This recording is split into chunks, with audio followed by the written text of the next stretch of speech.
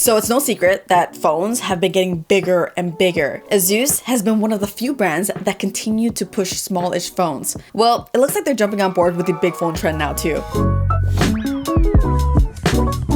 Hi everyone, Tao here. So this is the Asus Zenfone 11 Ultra. And like its name suggests, this is a big phone. To put things into perspective, it's bigger than the iPhone 15 Pro Max, and side by side with the gigantic Galaxy S24 Ultra, it's just a tiny bit smaller. In the box, you'll get the phone itself, a SIM ejector tool, a USB-C cable, and a surprisingly solid bumper case. Unfortunately, there's no charging brick included. The phone comes in 4 colors. This is the Misty Gray. I also have the Eternal Black colorway with me. So here's a quick side-by-side of both. If the design looks familiar to you, well, that's because this is essentially the ROG gaming phone that Asus launched late last year. They've of course completely stripped all the gamer aesthetics and replaced it with more subtle branding to hopefully appeal to a larger, more mainstream audience. Otherwise, it's essentially the same design with that strange offset camera bump, and check this out. A left justified USB port. The USB port location really threw me off at first, but if you're a gamer or just like using your phone while charging, it actually might be a better spot for it. The only real complaints I have about the design is that it's a little top heavy. When I'm using it, I always feel like it's gonna tilt backwards and fall out of my hand. So yeah, the weight distribution could be better. Probably a good idea to throw on that case that comes in the box. While the Zenfone 10 had a 5.92-inch display, the Zenfone 11 Ultra is rocking a 6.78-inch display. Quite the difference, right? The bezels aren't completely symmetrical, but it's still a very modern-looking phone from the front. For the most part, the display specs are very impressive. We're talking a completely flat LTPO AMOLED with up to 144Hz refresh rate and 2500 nits of peak brightness. So perfectly visible even in direct sunlight. The only, I guess, knock on this display is that it's full HD. It has a resolution of 2400 by 1080p or 420 ppi, so it's not nearly as pixel dense as other flagship phones on the market at this size. Paired with that screen are dual stereo speakers with direct virtual sound, which gives you a little more control over your audio with presets and a 10-band equalizer. The speakers are decent, they sound pretty good. Personally, I'd rank it iPhone, Galaxy, and then Zenfone 11 Ultra, in that order. It doesn't get quite as loud, and is a step behind in terms of clarity and bass. It does have something the other two phones don't though, and that's a headphone jack. This uses a 2D face unlock paired with an in-display optical fingerprint scanner for biometrics. It'll do the job and has been nice and reliable, but like most optical fingerprint scanners, dry or wet fingers and screen protectors will likely negatively impact how well it works. And be careful to not miss your finger at night because this will flashbang the heck out of your eyes. The 11 Ultra is powered by the Snapdragon 8 Gen 3 with up to 16GB of RAM and 512GB of storage. I ran it through the typical mobile benchmarks and it does really well. It outscores the S24 Ultra in Geekbench and even has a better stability score in the Wildlife Extreme Stress Test. Performance seems really solid. So it looks like Asus carried over some of that gaming phone DNA. The haptics and vibration motor is probably one of the most underrated aspects of a phone. I usually don't even mention it in my reviews because most phones aren't really nailing it. To me, the iPhone and the Google Pixels are levels above everyone else. If you own one of those, you know exactly what I'm talking about. And this phone might be just as good. In terms of battery, this comes with a massive 5500 milliamp hour battery. And during the past 2 weeks of using the phone, I have yet to end the day with less than 35%, even with heavy usage. So definitely an all-day battery in my books. It also charges really fast. You can charge a completely dead battery to 100% in about 40 minutes or so, but you'll need a 65-watt charging brick, which I doubt most people will have laying around.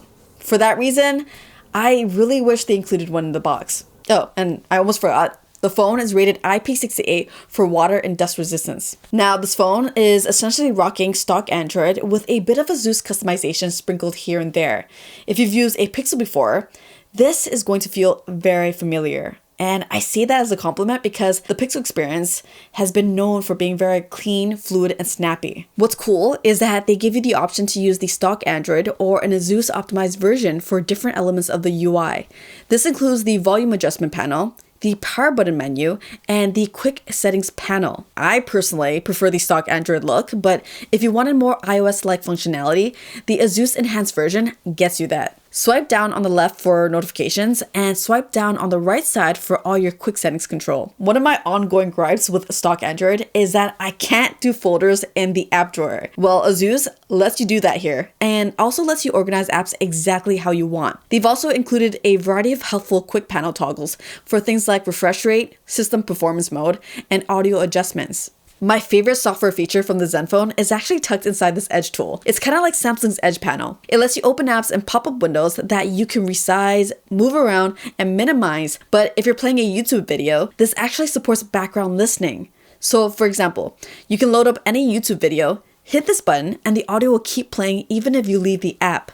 That's great for listening to music or podcasts. If you didn't know, background playback is actually a YouTube premium feature.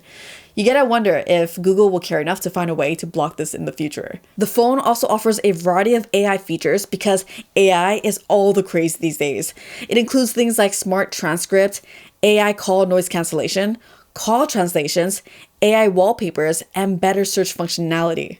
So camera-wise, there's a triple lens setup on the back. I'll throw up a bunch of photos, but my general thoughts towards the camera is that it's decent, but it's not gonna be competing for the best cameras on a phone.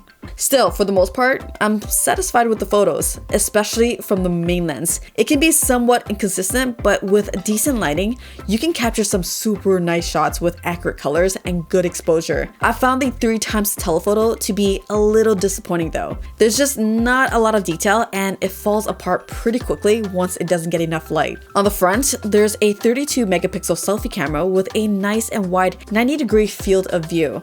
The main camera also features a 6-axis gimbal to help improve video quality and stabilization. And yeah, videos do look very, very stable. It can shoot up to 4K 60 FPS on the main lens, but strangely enough, only Full HD at 30 FPS on the selfie camera. The phone can also do portrait-styled video with face autofocus for a more cinematic look. It's actually not too shabby from the samples I've captured. So the reality is that this phone is going up against some tough competition. The high-end smartphone market is dominated by two giants right now.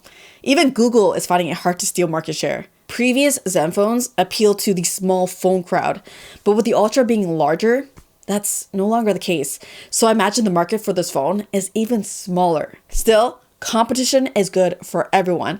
I'm glad Asus is not afraid and continuing to push new phones, especially since they make other popular tech products too, like laptops, monitors, and portable consoles. If you're a fan of the brand, you can totally deck yourself out with an all Asus setup. With that being said, their current update policy could use some serious work. 2 years of OS and 4 years of security updates just isn't very competitive, especially when the big players are all doing 6 to 7 years. For you small phone enthusiasts, there's still hope. It's not confirmed, but I heard Asus is still planning on launching a non-Ultra Zenfone 11 with a much smaller footprint later on this year. Fingers crossed. Hopefully that happens. Anyways, those are my early thoughts on the Zenfone 11 Ultra. If you have any specific questions, feel free to drop them in the comment section.